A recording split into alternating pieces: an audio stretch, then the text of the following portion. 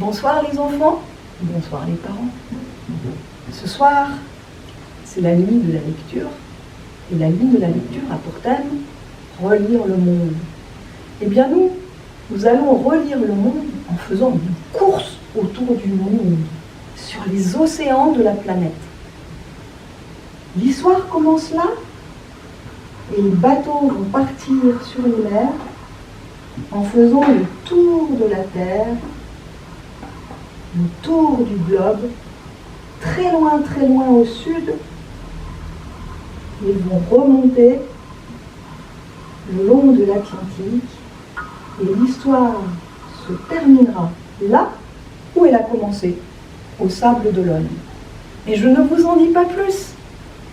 Un petit garçon va vous raconter l'histoire du Vendée Globe de Mam. Samedi 7 novembre. Salut, moi c'est Lucas, j'ai 10 ans et j'habite en Bretagne, à Lorient. Demain, ma maman va partir faire le tour du monde sur un bateau à voile. Maman a toujours navigué, c'est son métier. Elle participe à des courses très loin sur les mers. Elle a déjà traversé 11 fois l'Atlantique. Un jour, elle m'a promis qu'on traverserait l'Atlantique, papa, maman et moi. Depuis 3 ans, elle s'entraîne pour une course très difficile, appelée le Vendée Globe. C'est un tour du monde à la voile sans escale. Ça veut dire qu'elle ne s'arrêtera pas. Cette course a lieu tous les 4 ans, et même en ce moment, et part des Sables d'Olonne en Vendée. Elle sera toute seule sur les océans pendant 80 jours, à peu près. Mam prépare son bateau avec des tas de gens qui font tous les métiers. Ils forment une sacrée équipe que Mam aime appeler sa Dream Team. Le plus sympa d'entre eux, c'est David. Il est électricien et il m'a appris et expliqué comment fonctionne le GPS sur le bateau. Enfin, tout cela, je vous le raconterai plus tard. Aujourd'hui, la Dream Team est au grand complet pour le départ. Il y a beaucoup de monde sur les pontons, on dirait une fourmilière géante. Des milliers de personnes viennent voir les bateaux et les 34 navigateurs qui vont s'élancer sur les océans. Mam est au cœur de l'attention et j'ai un peu peur d'être au départ car si je pleure, tout le monde va le voir. Dimanche le 8 novembre, premier jour, jour du départ. Il est temps de partir rejoindre Mam au bateau. Papa me porte sur les épaules car il y a trop de monde et je pourrais me perdre. Depuis là-haut, je vois tout ce qui se passe. Le premier bateau qui vient de quitter le ponton, là je le vois, c'est Jean. C'est un skipper expérimenté, il a déjà participé 4 fois au Vendée Globe. Mam, elle, c'est une bisue, comme ils disent. C'est la première fois qu'elle fait le Vendée Globe. Au loin, j'aperçois le bateau et Mam répond au journaliste. Papa se faufile entre la foule et grimpe à bord du bateau. Nous sommes autorisés à rester à bord pour la sortie du chenal. C'est l'heure de partir. Maman dit au revoir à mamie Claudine, à tonton Nico, à son équipe qui reste à terre. Mamie Claudine pleure derrière ses lunettes noires. Tous sont là pour soutenir Mam.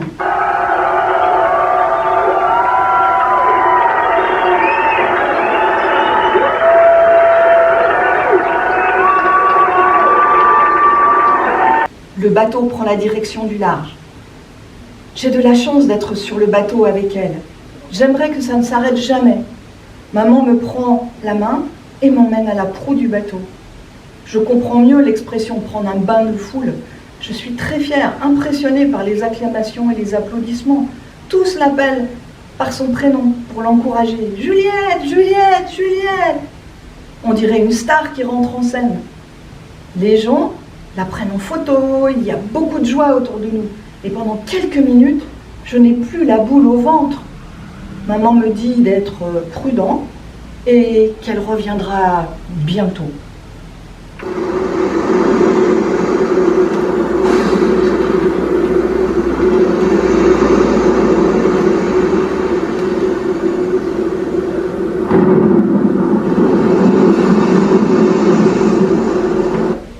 Voilà une semaine que Mam a pris la mer.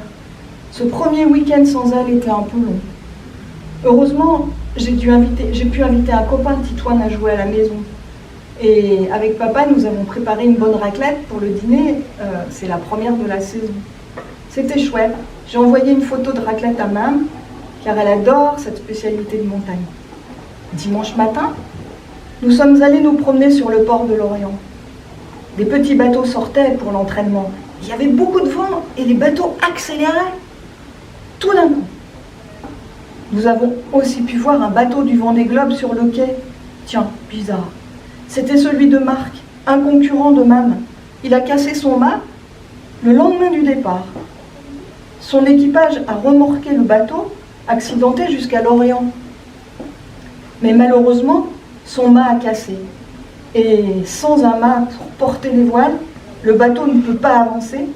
Et les voiles, sans moteur, on sait que les voiles, ce sont les moteurs du bateau. Pour expliquer comment avance un bateau, Mam parle souvent d'allure. L'allure, c'est la direction d'où vient le vent par rapport au bateau.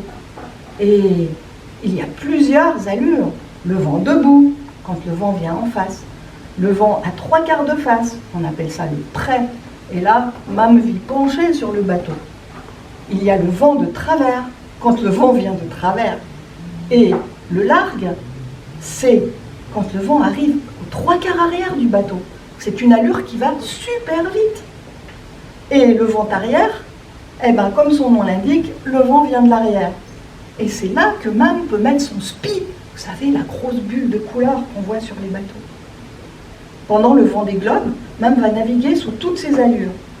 Elle va préférer le vent de travers et le largue, parce que ces allures sont très rapides. Et les bateaux de course sont faits pour ça. Parfois, elle n'a pas le choix. Et dans le golfe de Gascogne, par exemple, elle est allée au près, comme tous les autres concurrents.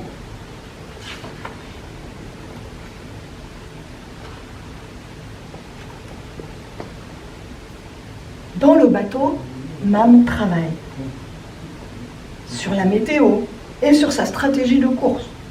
Elle passe aussi des appels téléphoniques via les satellites, consulte les cartes marines et elle y passe aussi beaucoup de temps pour se repérer sur l'eau. Elle prépare ses repas, elle fait sa toilette, elle se repose. Bref, c'est là qu'elle vit pendant 2 mois et demi.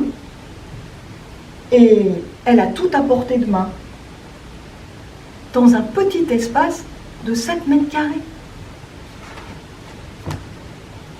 À bord, il n'y a pas de four, pas de micro-ondes, pas de réfrigérateur.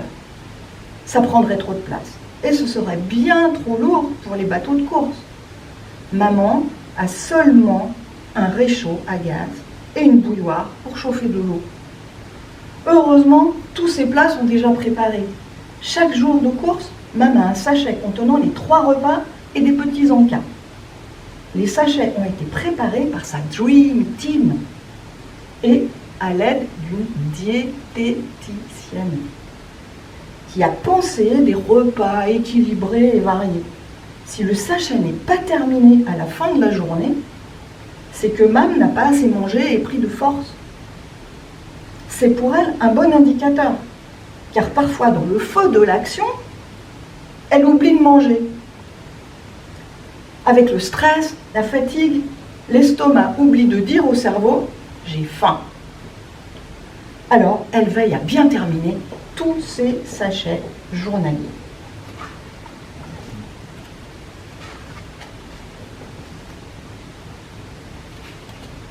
Mam a passé l'équateur, cap au sud. Et s'il fait encore chaud et beau, cela ne va pas durer, car dans 15 jours, Mam devrait arriver dans les mers du sud, où le temps est gris et les tempêtes plus fréquentes et plus fortes.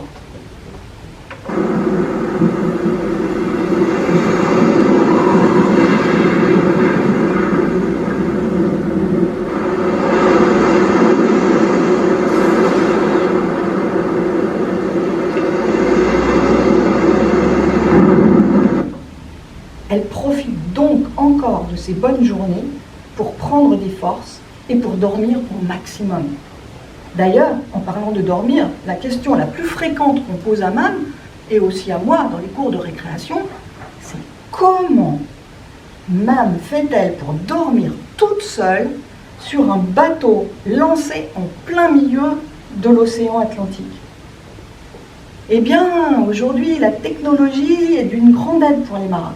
Grâce au pilote automatique, Mam peut quitter la barre pour s'occuper d'elle ou du bateau, et surtout pour dormir. Le pilote automatique guide le bateau à sa place. Elle lui donne un cap à suivre, et par exemple, cap au sud. Mam dort quand elle peut, la nuit ou le jour, au rythme besoin du bateau. Ça la fait en tout 6 heures, peut-être 10 ou 20 micro-siestes.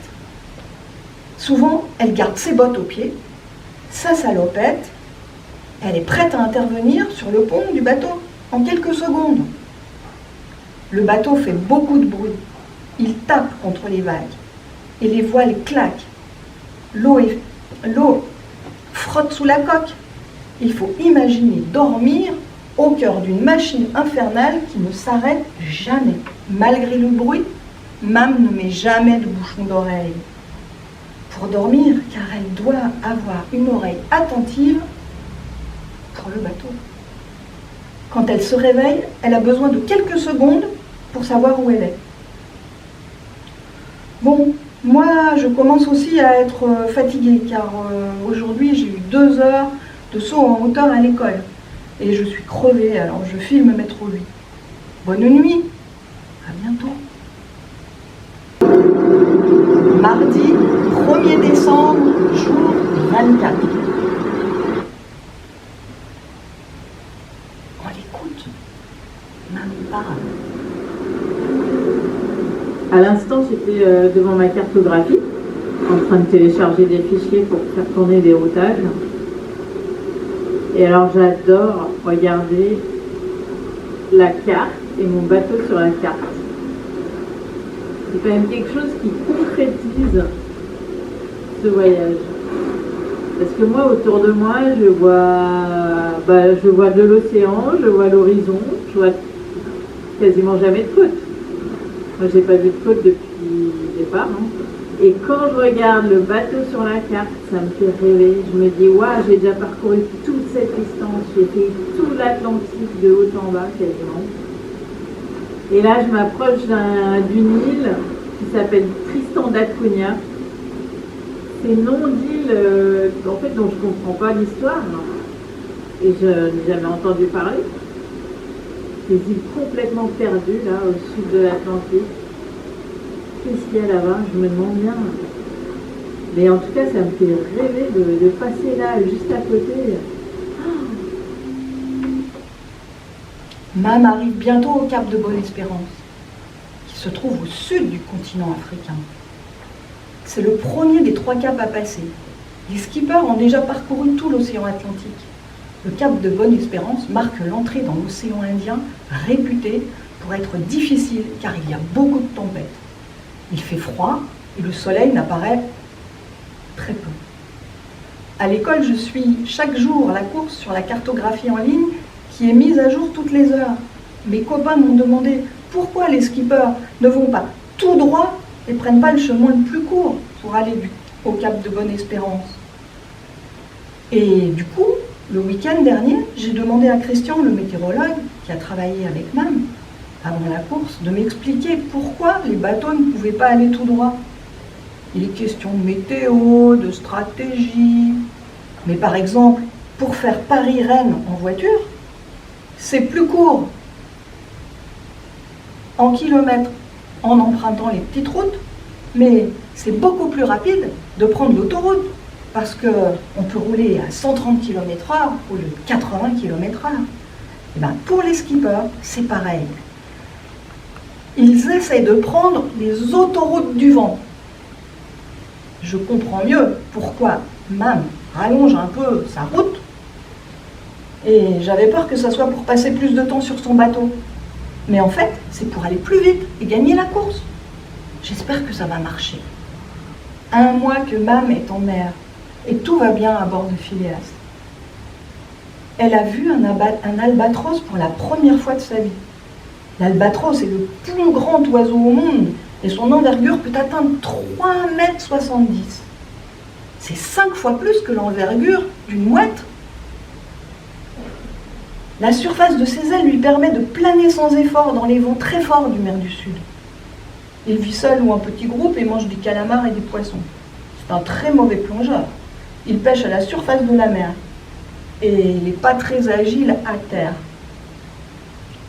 L'albatros est un oiseau de légende car très peu d'hommes sont amenés à les croiser. Il n'a pas de prédateurs, miam miam, des autres animaux qui les mangent. Mais de nombreux albatros sont victimes de la pêche humaine. Attirés par les poissons, ils se prennent dans les hameçons et les filets. Un poète, Charles Baudelaire, a écrit un poème très connu nommé L'Albatros, alors qu'il voyageait vers l'île de la Réunion quand il avait 20 ans. Il l'a écrit en 1840. Et aujourd'hui, Léo Ferré chante l'Albatros.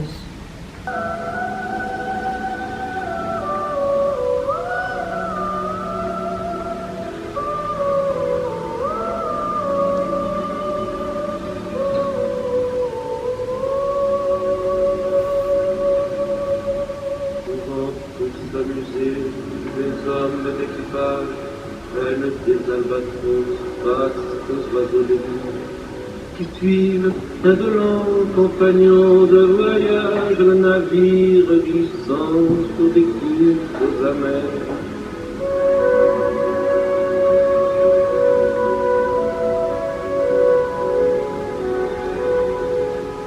À peine les ont-ils déposés sur les planches que ces rois de l'azur, maladroits et honteux, laissent piteusement leurs grandes ailes blanches comme des avirons traînés à côté d'eux.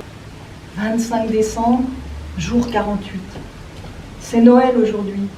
Nous sommes chez Mamie Claudine avec papa. Secrètement, j'espérais que le Père Noël m'apporte Mam comme cadeau, mais je savais que ce n'était pas possible. J'ai tout de même été très gâtée. J'ai pu profiter de Noël avec elle, derrière sa caméra. On a passé 1 heure par vidéo tous ensemble. Parce que le Père Noël ne peut pas apporter de cadeaux en mer, chaque proche avait préparé des petits cadeaux, comme des messages, des blagues, du foie gras en conserve, des petits livres de poche, des photos. Comme ça, Mam peut retrouver des choses terrestres, familières, des chansons aussi qu'on écoute tous ensemble. Le tout à des milliers de kilomètres de la maison.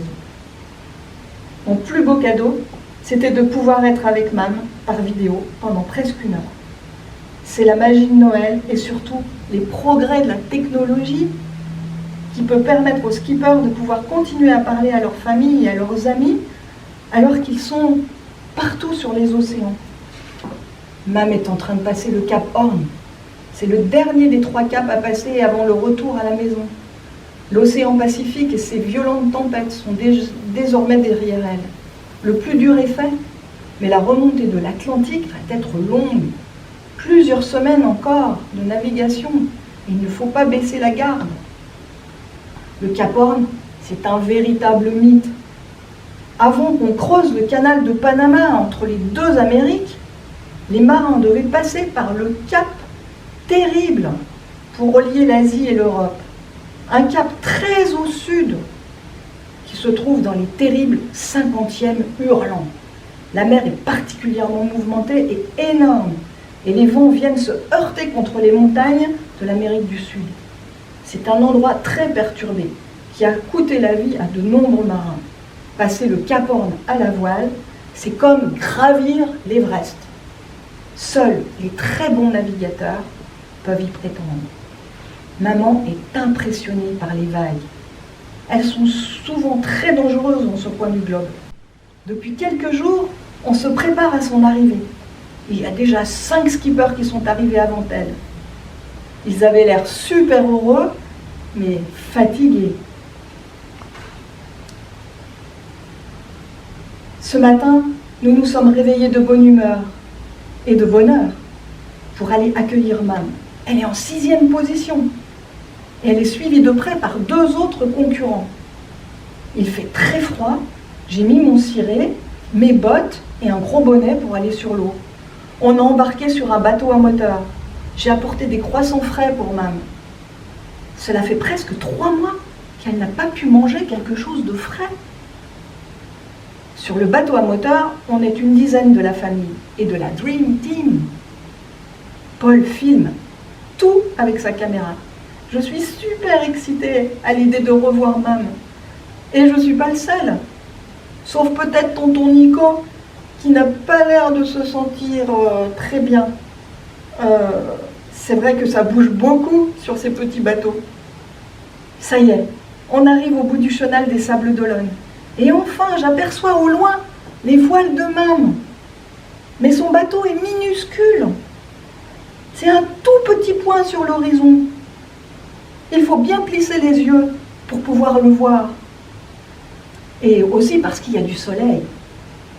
Avec les jumelles d'Erwan, je le vois beaucoup mieux. J'ai l'impression que Mam n'avance pas.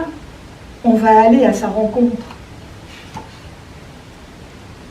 Enfin, nous sommes juste à côté de Phileas et je vois Mam. On a tourné autour d'elle et j'ai pu lui faire coucou. Visiblement, nous ne sommes pas les seuls à venir l'accueillir. Il y a beaucoup de monde sur l'eau pour l'occasion. C'est fou. Mam semble encore concentrée parce que la course, elle n'est pas vraiment finie. Et il faut faire très attention pour ne pas avoir d'accident avec les autres bateaux présents sur l'eau. La ligne d'arrivée est indiquée par 2 gros bateaux de l'organisation de la course. Encore quelques mètres et...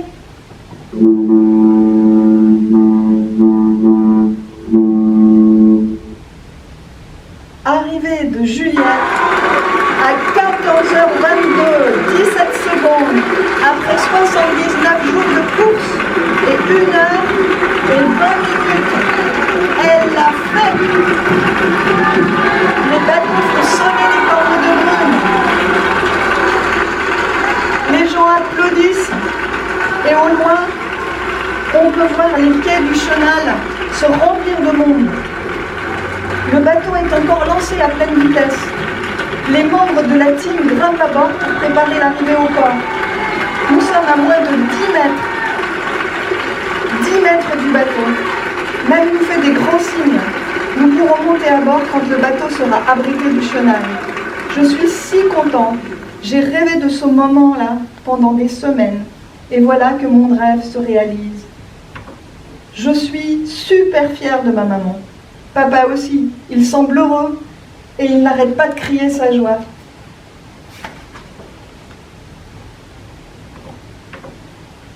Maman sort le champagne, arrose la joyeuse assemblée et peut enfin souffler. Elle l'a fait, le Vendée Globe. La boucle est bouclée. Toute la Dream Team est montée sur son bateau pour faire une photo de famille. Tous ont aussi terminé ce Vendée Globe. Avec Mam et avec moi aussi. Et voilà l'histoire qui se finit. Le Vendée Globe est terminé. Et si vous voulez en savoir beaucoup plus sur toute l'histoire du Vendée Globe, alors lisez le Vendée Globe de Mam. À bientôt et bonne nuit et beaux rêves.